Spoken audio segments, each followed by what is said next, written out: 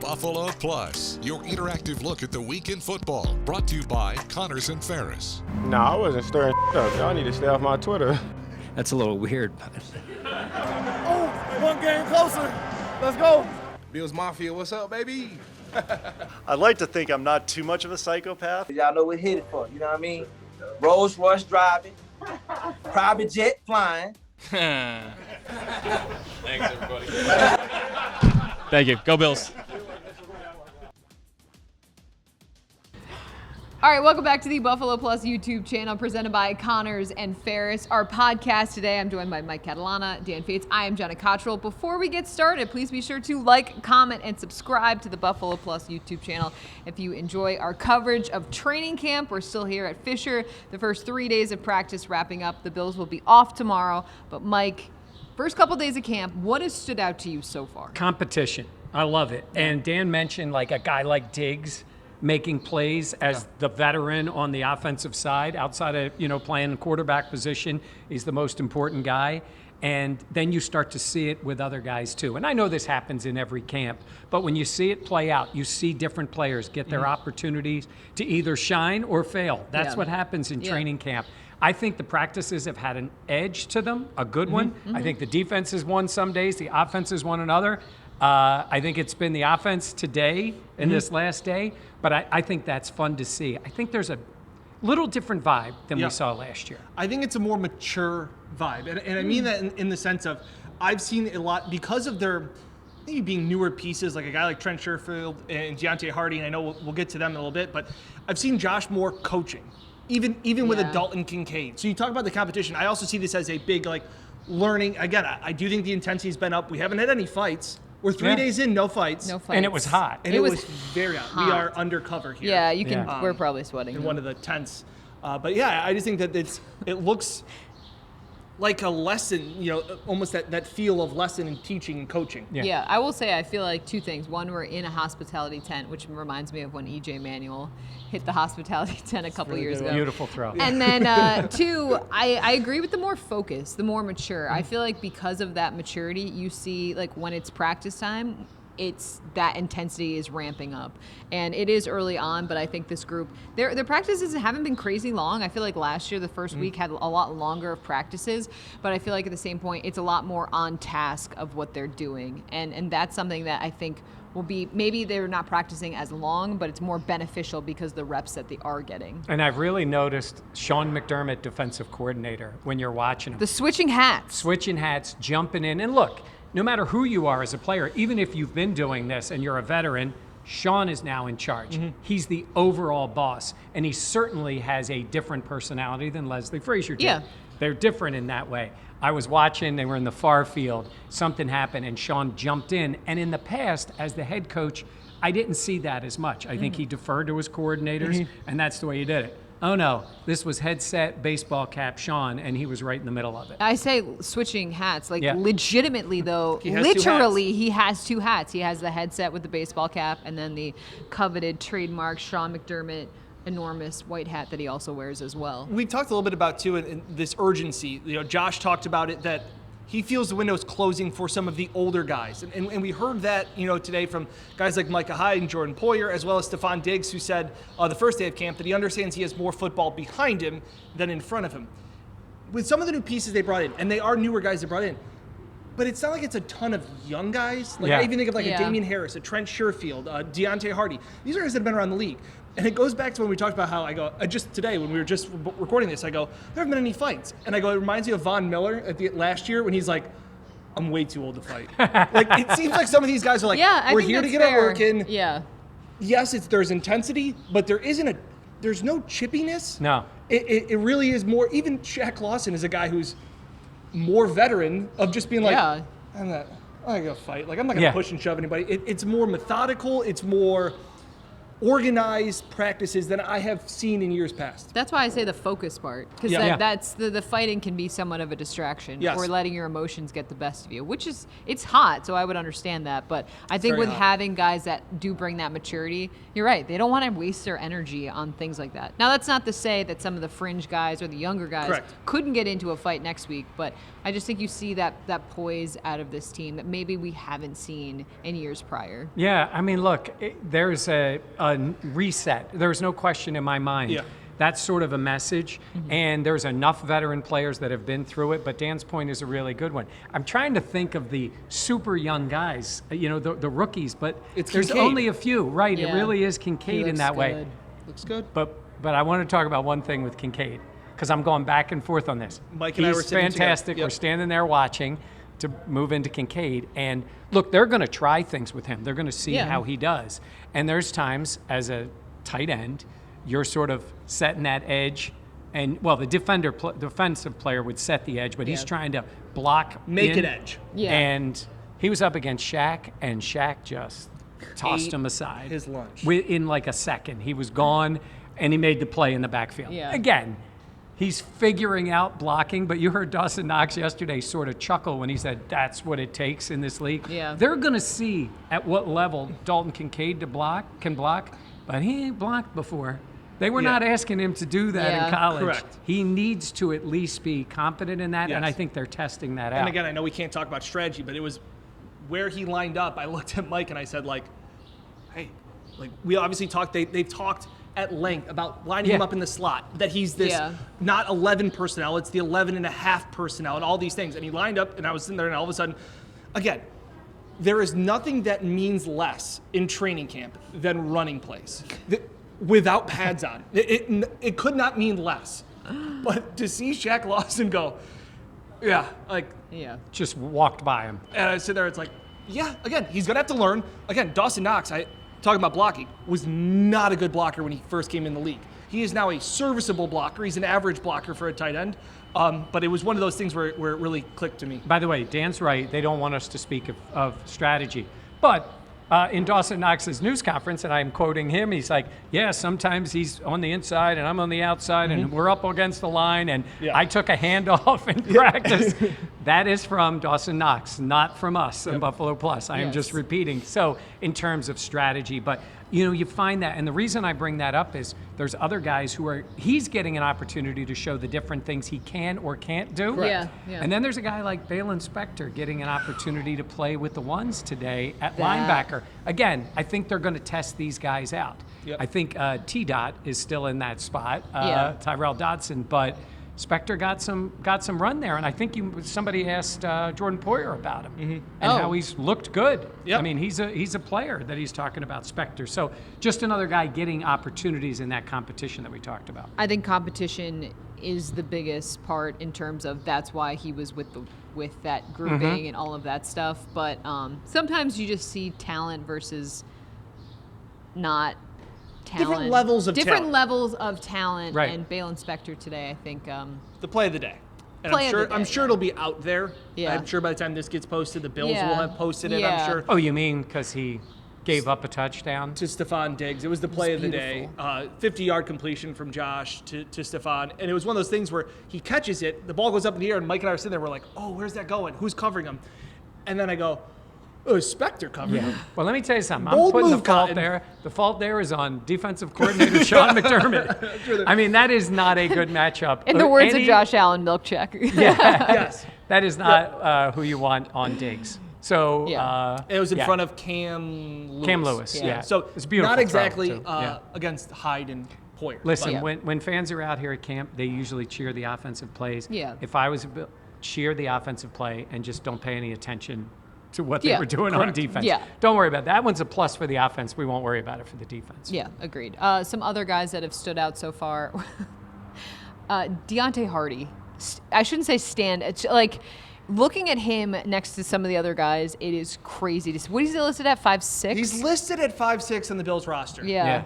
I don't know, Jim. I don't know. I don't know about that. He is tiny. He's small. What do you mean? What do you mean? 5'6". What do you mean? He was standing next to Khalil Shakir, who is No, not yeah. a giant by any Yeah. stretch. 6 and foot. he towered over him. Yeah. He is, but I got to tell you, man, that guy is going to have a role with this offense. It's practice, and they're moving him around. We won't say exactly where, but he's in a lot of spots, and they look to him. And you will, if you come out here to camp, again, Dan made the point, or you guys made the point, it's one thing to see what's written in the program. When you see him on the field, I mean, it's Darren Sproles' height, but not as stocky of a player. If you remember Darren Sproles from a few years back in the NFL. It's hard to be a small player in this league. He's really small, but I'm telling you, that guy's going to have a role with this team. He is fast. I feel like we've seen that speed. It was funny. I think it was Josh Allen talking about how Hardy might just walk around like he's a slow walker, but he saves his speed for the field because he's a slow walker. Yeah. But you can see that speed, and that's been something I feel like this Bills offense has really been hoping for and searching for. Again, we're early in camp and all these things.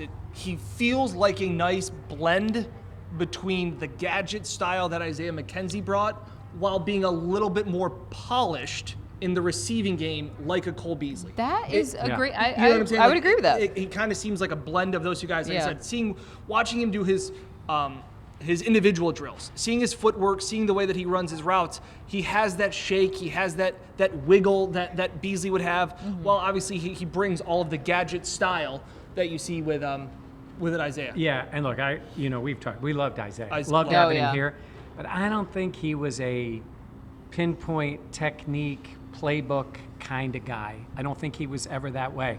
I think Deontay Hardy has been in different systems, and I think he brings that to the table when he comes here.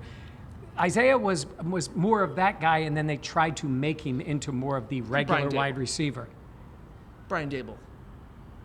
Yeah, but I'm saying is when they try to move him into that role, he had not really had that regular wide receiver role. He had moments. He had that game in Foxborough and all this thing. I think Hardy brings that, and you said it, he brings a little difference because of his time in the league. More professionalism, more polish at that role. I like polish, yeah. I think they wanted Isaiah to continue to evolve, and maybe that wasn't in his skill set. Can I talk about another wide receiver that to me really popped today? Go ahead. Trent Sherfield. Yeah, knew you were going to say that. I really thought. And again, another comparison, he looks right now at training camp as what Gabe looked like in his first 2 years. Where obviously you don't have the highest ceiling or expectations. I thought really coming in here, a wide receiver 5 kind of guy, like that's kind of where I thought he fit in. He's bounced around. This is his 4th team in the last 4 years, but had a one-handed catch earlier today, tweeted that out. And a couple of just really nice catches. Lining up everywhere, moving all around. I just think he looks like he could be a more of a factor on offense. That I think we did a blog, and I said, if Trent Sherfield has any impact on this team, we're going to be a problem. Shocking. Dan's wrong, possibly. Turn the mug. Yeah. But I just think he's looked really strong. And again, I think that we talk about the competition at cornerback number 2, at middle linebacker. I have no idea what they're thinking about wide receivers after Gabe and Diggs. If I can just add one thing there, I'm going to predict this. When we talk to Trent Sherfield, he is going to mention the snaps he got in the spring. Because Diggs wasn't there. And Josh made the point of it. Now, Josh is always effusive in his praise for his teammates. Yeah. But wow, great word. You like that one? That's a credit. That's a $10 word. Yeah. I've had some fines this week. I'll take the credit. Yeah. About Sherfield, and it's easy to go, oh yeah, because Diggs isn't there, and he's saying this, and he did get a lot of opportunity in the spring to get him acclimated to it. So I think he's sort of, to use the cliche, he's hitting the ground running, and he really is, and he has looked really good. I feel like when we did the podcast or the blog a couple weeks ago, and you talked about Trent Sherfield, I posed it as it's found money. If he can be a piece of this Bills offense, that would be found money because we weren't expecting him to be. But what we've seen out on the field, and look, the pads aren't on yet. What's the first day of pads? Is that Sunday?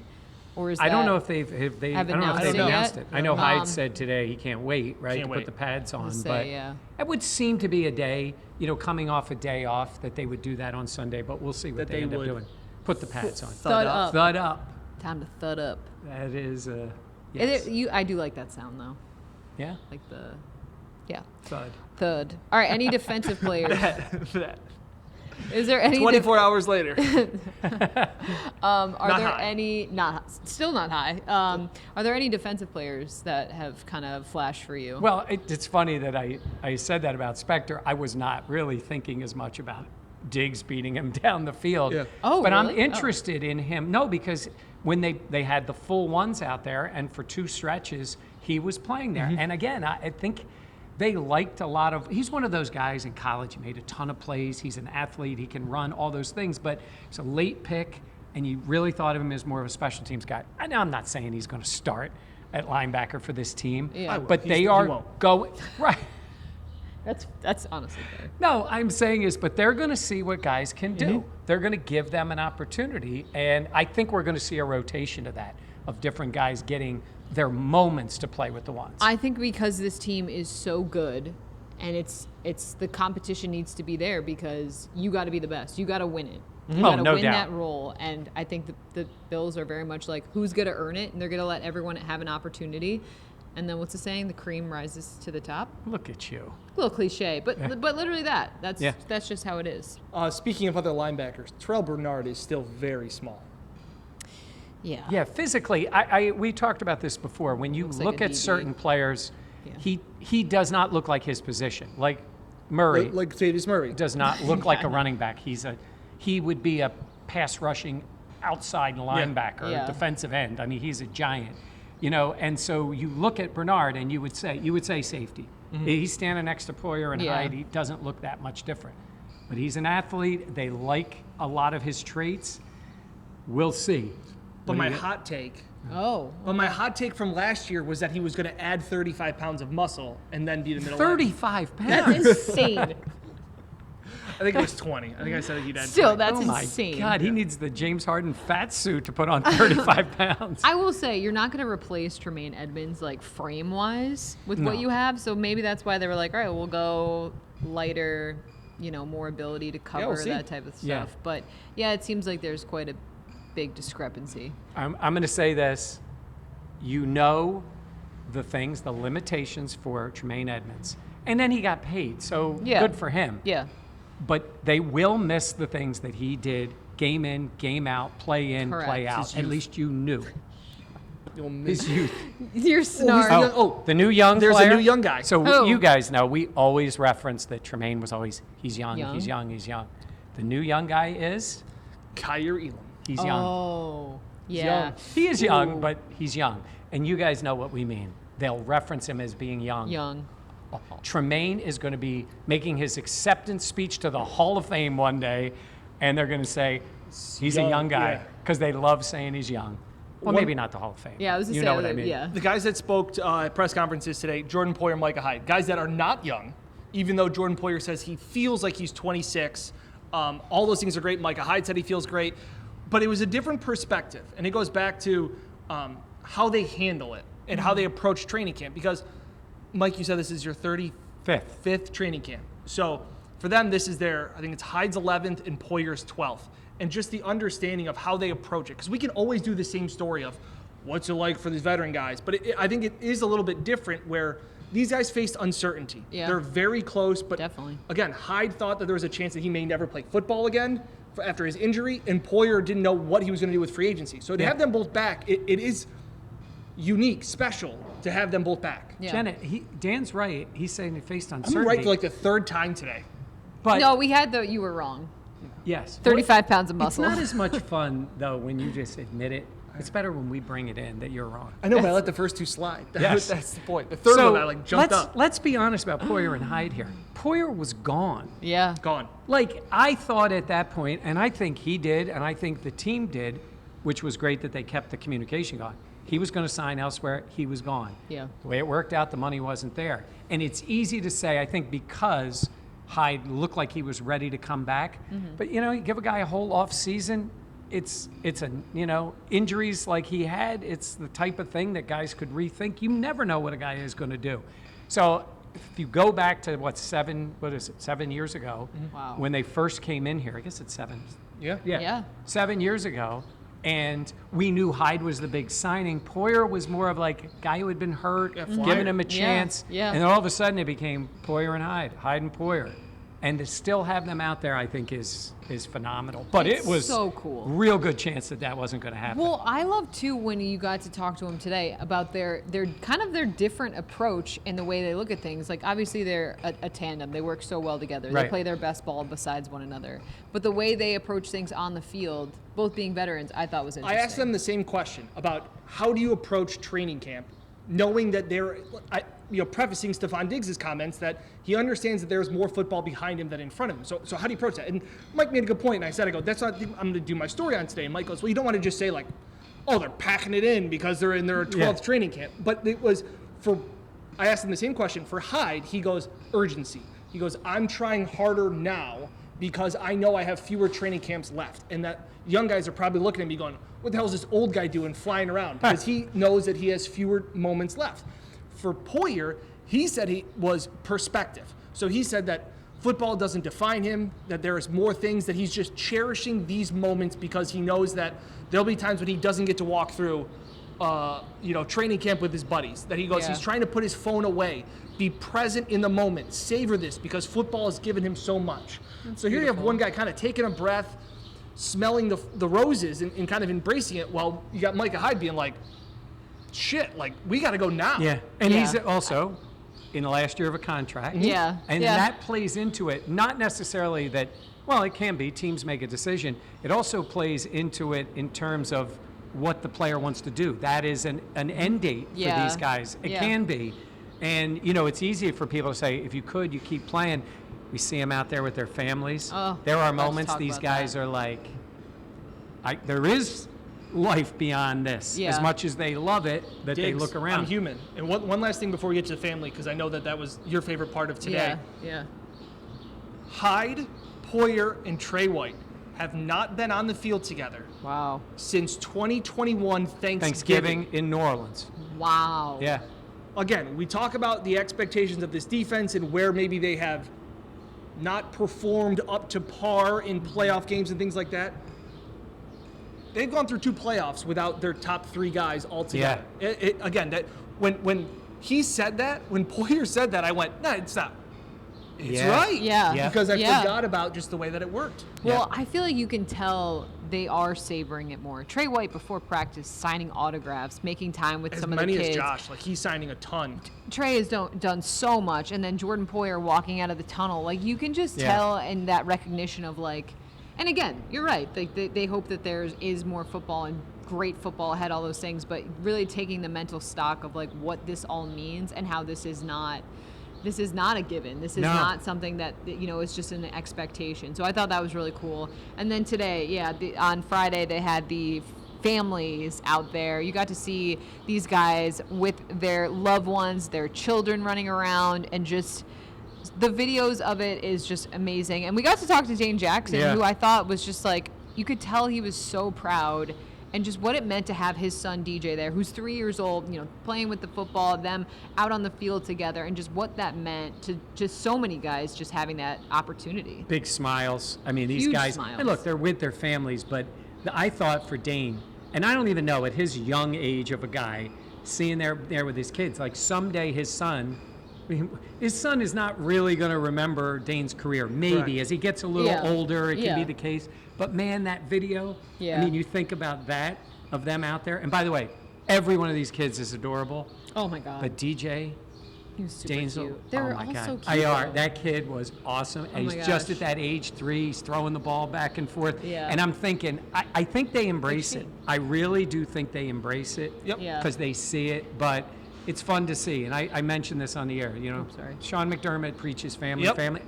They do live that. Yep. And they embrace that. Yeah. And I think it's a good mix for these guys. They go to work, they do their job, then they get tomorrow off. A lot of them go back to Buffalo, do whatever, and they're back here for Sunday. I thought it was great to see. Yeah. Speaking of cute kids, Micah Hyde brought his son and daughter up to the podium. So sweet. To which his son interrupted the press conference saying, "Daddy, you have a big head." And then Micah was kind of confused and looked at him and laughed, and then he goes, "You also have big teeth." Oh, God. So another kid that stole the show. So Yeah. again, cool moments. And again, I think that goes back to we've complimented Sean for his hilarious. open door policies and all those things like that. It's also another one of those moments that we're human. Oh, yeah. These guys are more than football players. They Yeah. have families. And again, I know that even in our perspective, in our job, like we have to criticize plays and things like that.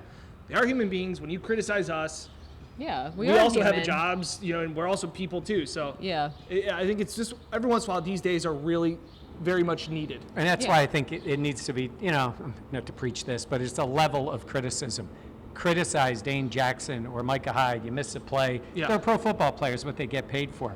But you're right. You see them as dad.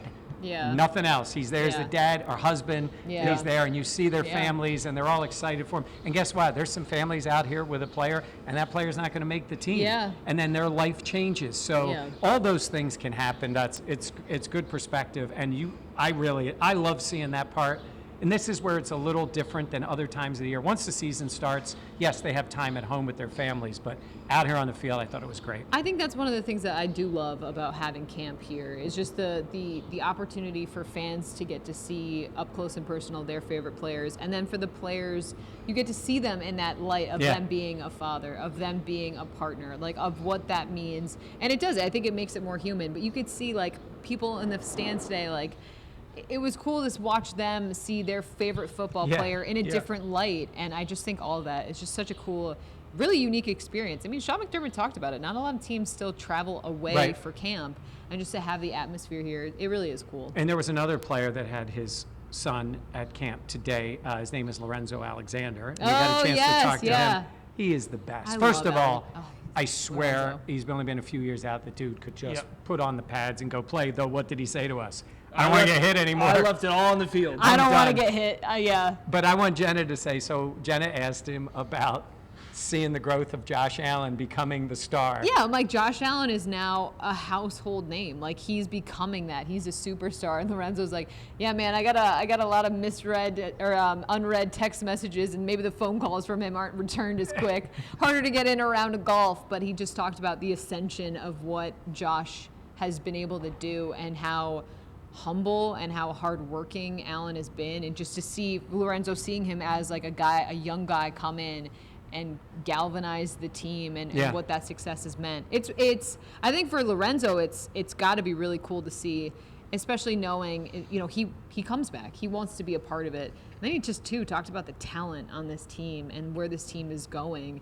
He's just such a great guy to talk to. I love his perspective, but it is funny. He's like, yeah, it's really hard to get a call back now. Yeah, from Josh. Couple quick things on Lorenzo. I asked him, what are you doing? He's helping to coach his kids. He's working as an analyst. He went for back the to school. Cardinal. Oh, he got his master's. Yeah. He did that. He's doing work for the NFL. I'm like, aren't you retired? He goes, I'm not retired from life. I'm just retired from the NFL. And I loved this too. He talked about the NFL. His job is also to help players getting out of the league, or essentially how to assimilate back and how to make sure you take care of your money, take care of your mentals, like all that stuff. That I thought was really cool because that's a really important job. And I think he's a guy that has.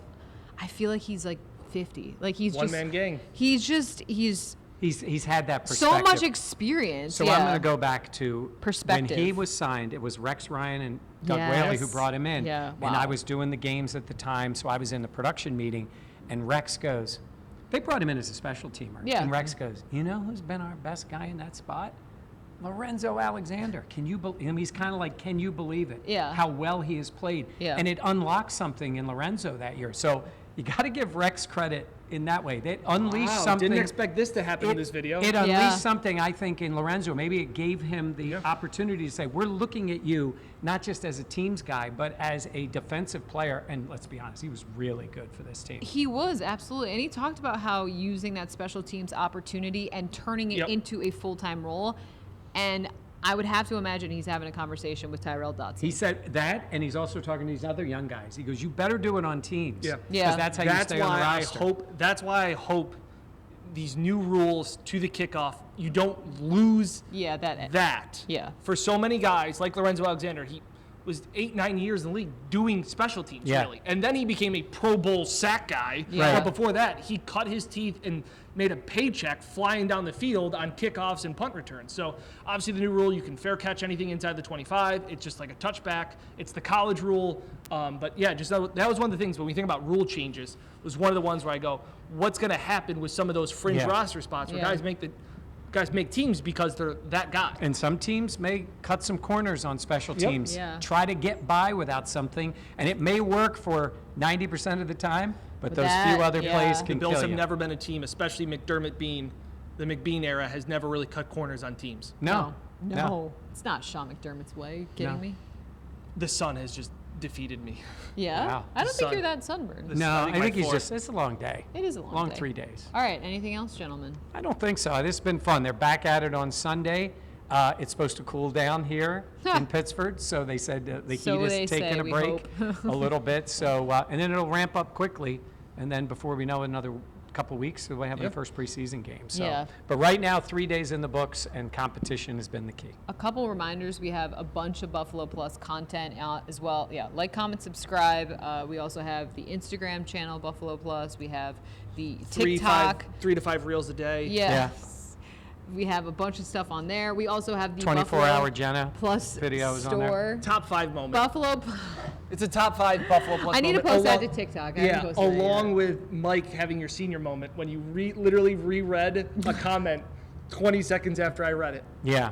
We We had some good outtakes today. This might be a good We one. did, yeah. That was, I might have to post that video of including you. that moment when I reread a comment. Tape delay. Dan No. Cottrell? Dan Anything? Cottrell. Dan Cottrell was a good one, too. Yeah. Anything you remember from yesterday now, just popping in your No. head? Nope. Clarity. Yeah, I was to say, shockingly Clarity. enough. I got a good laugh out of that. I'm not gonna lie. Just remember. I just remember. You zoomed in on my face perfectly because it was literally yeah. that. Oh yeah. All right. And the Buffalo Plus We store. were having a conversation, and Jenna just out of left field. I remember what we said yesterday. Well, you know what it is. Half the time she's not paying attention to us. Oh, I might. Maybe Yeah, more than half. I might zone out when Not high, sometimes. Not high. Not high. Go to the Buffalo Plus store as well. BuffaloPlusStore.com. Get your Dan is wrong mug. Yeah. And occasionally you can turn it the There's other some way. koozies too, which are fun if you check those We need out. to get That's bucket a fun hats. word to say. Bucket hats? I think we need bucket hats. Okay, I can look Okay. into that. Not really a bucket. You absolutely not. Yeah. You Bucket hat. yeah. You look like a toddler. Yeah, I'm not a bucket hat guy. That's fair. All right. Thank you for joining us for Mike Catalana and Dan Fates, not Dan Cottrell. I'm Jenna Cottrell. We'll catch you next time on Buffalo Plus. Like, comment, subscribe. Thanks, guys.